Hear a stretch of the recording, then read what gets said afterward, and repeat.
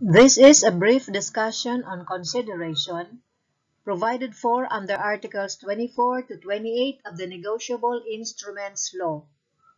For those who have my book, The Law on Negotiable Instruments, the following discussion is found on pages 114 to 121 of the book. Section 24, Presumption of Consideration. Every negotiable instrument is deemed prima facie to have been issued for a valuable consideration, and every person whose signature appears thereon to have become a party thereto for value. The presumption here is only prima facie. Though consideration is presumed to have been given for every obligation on a negotiable instrument, the truth may be shown by any party, and if and when shown that no value or consideration in fact existed, the defense will be good as against anyone but a holder in due course. Section 25. Value what constitutes. Value is any consideration sufficient to support a simple contract. An antecedent or pre-existing debt constitutes value and is deemed such whether the instrument is payable on demand or at a future time. What is necessary to make a promise legally enforceable as a contract? The promisee must give something or promise to give something to the promisor, and the thing so given or promised as consideration must be something to which the promisor was not previously entitled. Doing or promising to do something which one was previously legally bound to do is not sufficient consideration. The thing given or promised as consideration need not, however, be tangible. It may be the surrender of a right or the forbearance to enforce a claim, but the surrender of a right known to be invalid or the forbearance to prosecute a claim known to be unfounded is insufficient consideration. In order to make a promise binding on a negotiable instrument, it is essential either that the promisee shall have parted with something, or that the promisor, the obligor on the instrument, shall have received something, but it is not essential that both shall concur. Illustrations. First illustration. A is indebted to B. C wishes to pay A's obligation to B. C issues a note to B in satisfaction of A's debt. C has bound himself by that instrument, although he has received nothing. B has given up something, namely his claim against A, and that is enough consideration. Second illustration. A is indebted to B. B wishes to make C a present, so B requests A to issue a note for the amount to C. In this case, A received something, since he has been discharged from B's claim.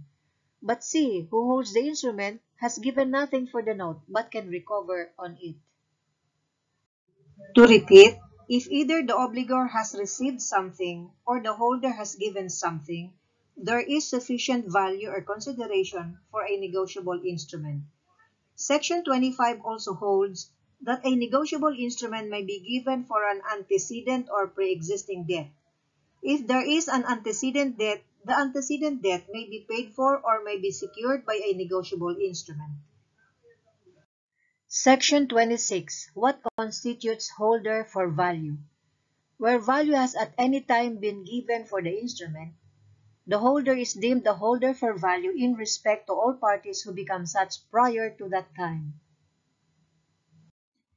In simple contracts, consideration is not presumed, so that when the creditor sues the creditor must allege and prove sufficient consideration to support the contract.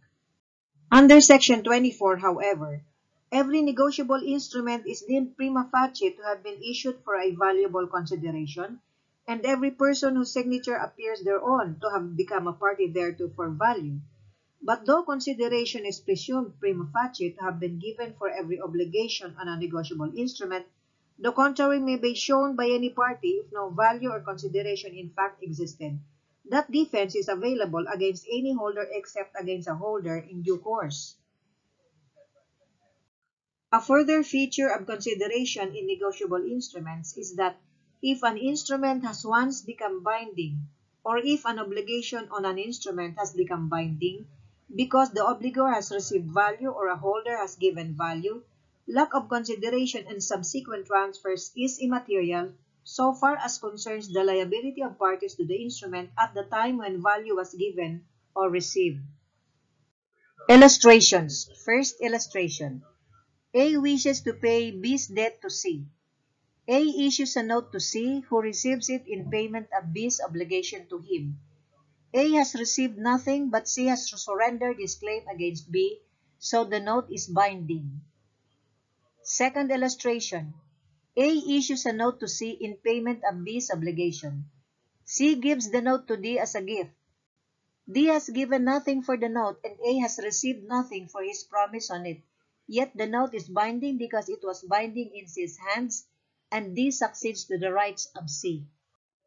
Section 27. When lien on instrument constitutes holder for value.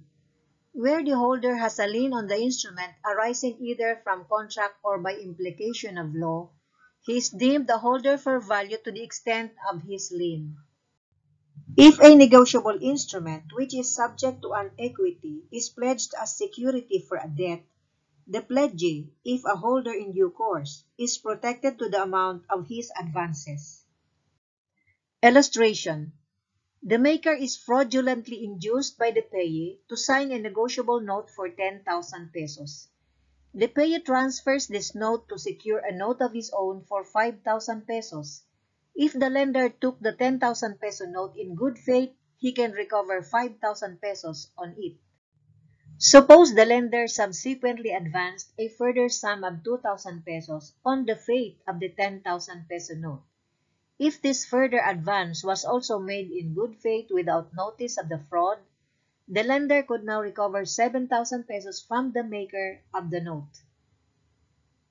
If, however, the 2,000 pesos was advanced after notice of the fraud, the lender could recover only 5,000 pesos which was first advanced, as he was then acting in good faith, but could not recover the later advance. Section 28. Effect of want of consideration. Absence or failure of consideration is a matter of defense as against any person not a holder in due course, and partial failure of consideration is a defense pro tanto whether the failure is an ascertained and liquidated amount or otherwise. Absence of consideration is where no consideration was intended to pass. Failure of consideration implies that consideration was intended but failed to pass. Absence or failure of consideration is a matter of defense as against any person not a holder in due course, and partial failure of consideration is a defense pro tanto, whether the failure is an ascertained and liquidated amount or otherwise. Pro tanto is a Latin phrase which means only to that extent, and is often used to denote partial fulfillment of an actual or potential obligation, often in the form of partial payment toward a claim asserted in a lawsuit. Suppose a note is given in return for a promise to deliver goods later. There is no lack of consideration, strictly speaking, for this note, because there was a promise to deliver the goods and a promise is sufficient consideration for the note. But if the goods are not delivered when the time comes, there is failure of consideration because the thing expected was not given, the promise has not been kept. And thus, where there is failure of consideration, the person who was to give the consideration cannot recover because he has failed to give it, and any holder who took the note, knowing that the consideration had failed, will similarly be unable to recover. However, the defense of want of consideration is ineffective against the holder in due course, and a drawee who accepts the bill cannot allege want of consideration against the drawer. Who has the burden of proving that a negotiable instrument was issued without sufficient consideration? The drawer of a check, not the payee, has the burden of proof to show that the instrument was issued without sufficient consideration. Since a negotiable instrument is presumed to have been issued for a valuable consideration, the mere presentation of a dishonored instrument in evidence entitles the holder to recover from the drawer even if the payee did not establish the accountability of the drawer. He who posits that there was no consideration is obliged to present convincing evidence to overthrow the presumption that every negotiable instrument is acquired by every party for value. Since consideration is presumed, the maker is liable to pay under a negotiable promissory note. Since a check which was dishonored for lack of funds is presumed to have been issued for valuable consideration, the drawer should be ordered to pay its value if he failed to rebut the presumption. The foregoing discussion has been based on the book, The Law on Negotiable Instruments, by yours truly. That's the end of the discussion. Thank you.